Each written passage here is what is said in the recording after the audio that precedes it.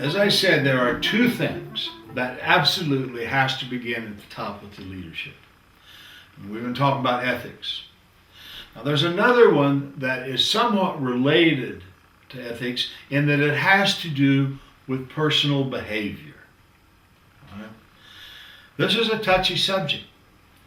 A lot of organizations have, by law, are required to give workshops on sexual harassment.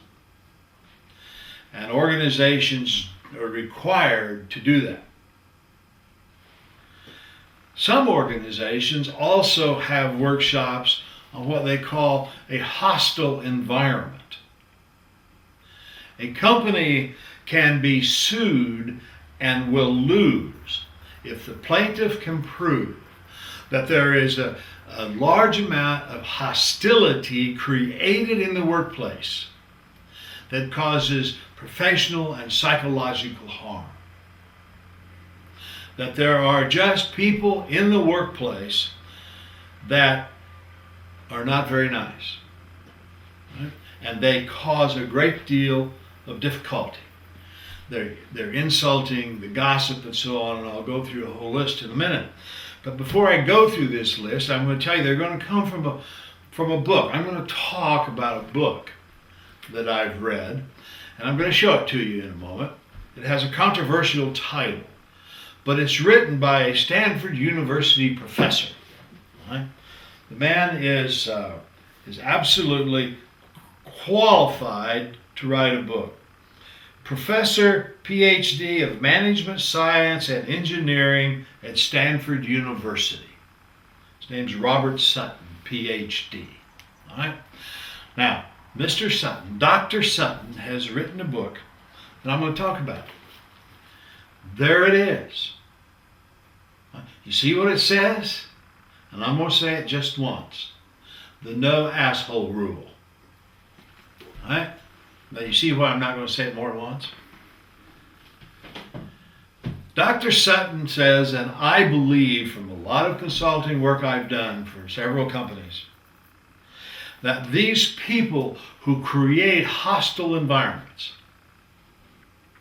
have got to go.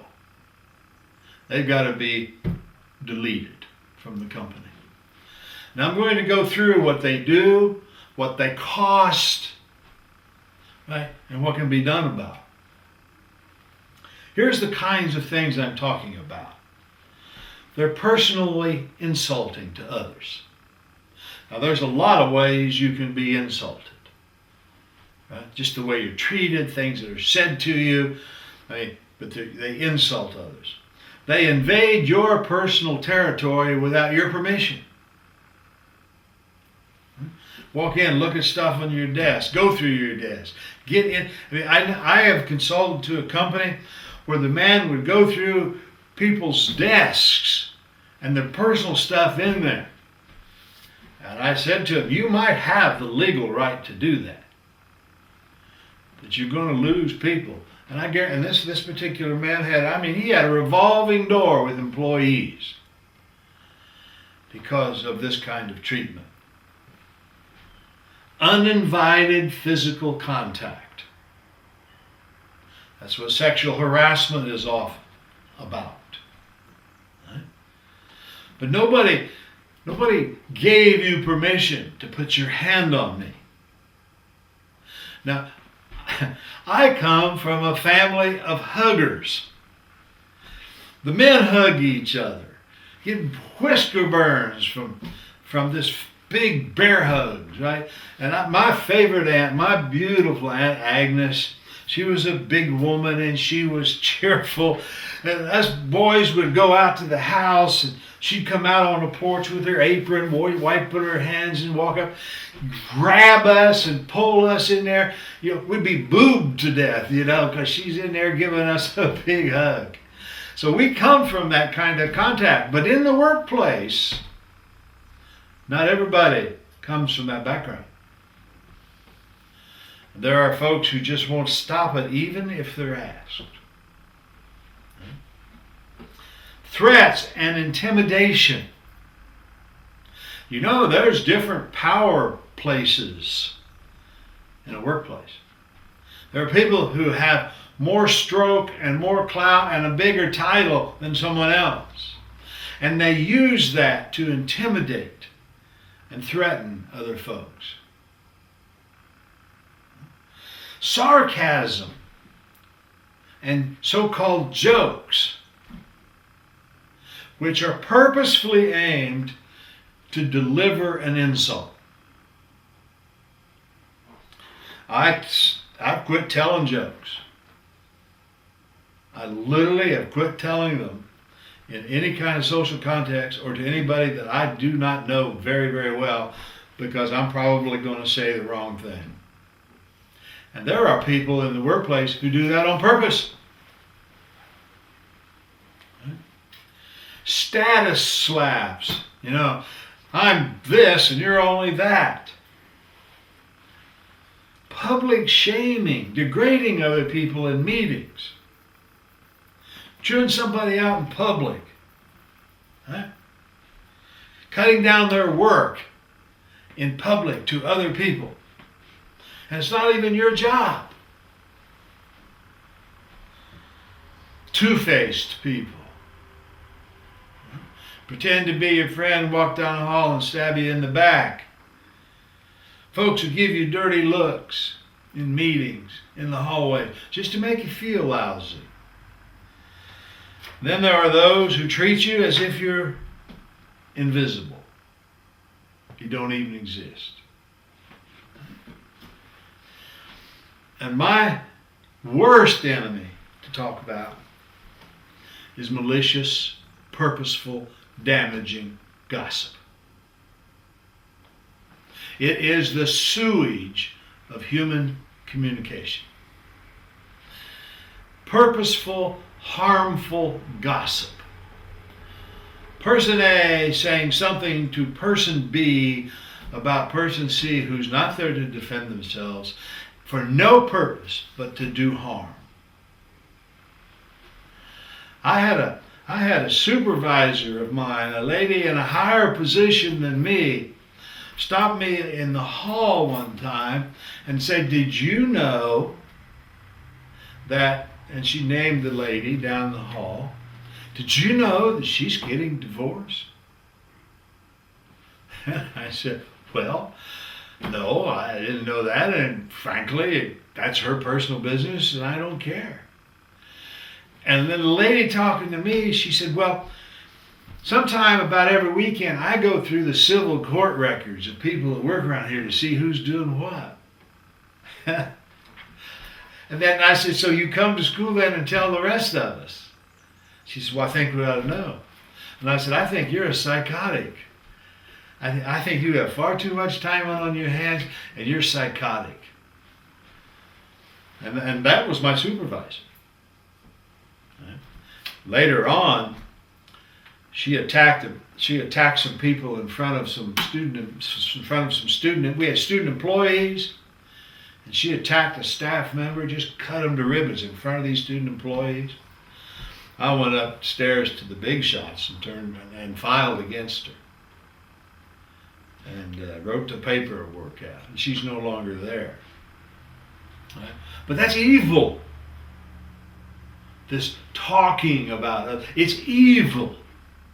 And leadership, people at the top, are responsible to see that all of these behaviors that I just said are not allowed in their organization. Indeed, they will be costly to those people who do them. Because if they don't, it's costly to the organization. It keeps people from getting their tasks done. You go insult somebody and they are upset. They can't work for a while. They lose psychological safety. And I tell you, fear is real. I know what fear is, and it's a real thing. People who are not afraid have a moral obligation to stand up for folks who are. And those who go around and make a habit of reducing people's psychological safety got to go, because they hurt the productivity of the whole company. Work slides in time and quality. People lose energy because of the beating they're taking. They literally have a impaired mental ability because they can't concentrate, because they're taking a beating from these, what does Dr. Sutton call them? Right? These folks are destroying others. Absenteeism and turnover go up because of the behavior of these people. And leadership has to make sure that it stops. Right?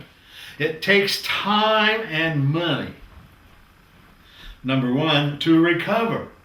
You've lost money in productivity, you've lost money in absenteeism, you've lost money in turnover. You've lost money because you now have to get HR involved, and they have to spend time trying to move people around, or get this person in anger management, or train and counsel this person, and that costs money. You will lose money in legal matters if you don't fix it.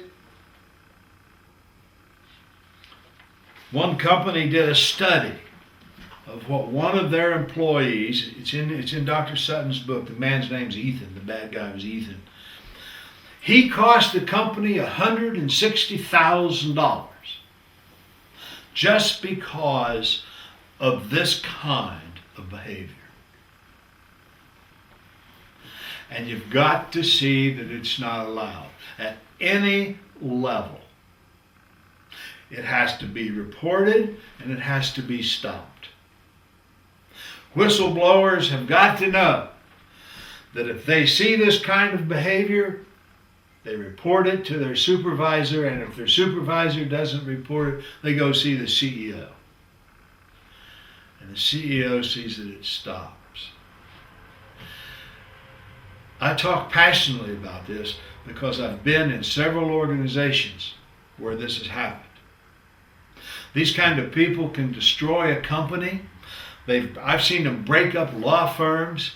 I've seen them almost break up a cul-de-sac, where one nasty-tongued woman in the cul-de-sac was making the whole place an impossible place to live. This vicious, malicious gossip, rudeness. You know? I heard one nurse say one time, I was called to a hospital to do some consulting work because there was just a bad culture. The doctors were mistreating the nurses, the older nurses were mistreating the young were quitting, and the whole thing was a mess. And so I go out to do consulting work on this very subject. And this one older nurse who was taking the side of the younger ones, she says, I don't know why, but this seems to be part of an older nurse culture that we eat our young. Right? And it's not necessary. We should be supportive and helpful. This particular place, they said, what are we going to do about Dr. So-and-so? He's so rude to everybody. We have no power to do anything, and the hospital administrators won't get rid of him because they need him. I said, well, just get a bulletin board and post up there in great big letters what he said and done to everybody. Put it up every day. And they did, and it stopped. Right?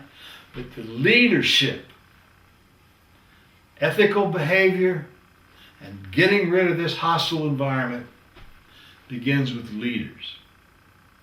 In my classes, students have to write a paper on how they would cure a hostile workplace and how they would prevent one. How would you?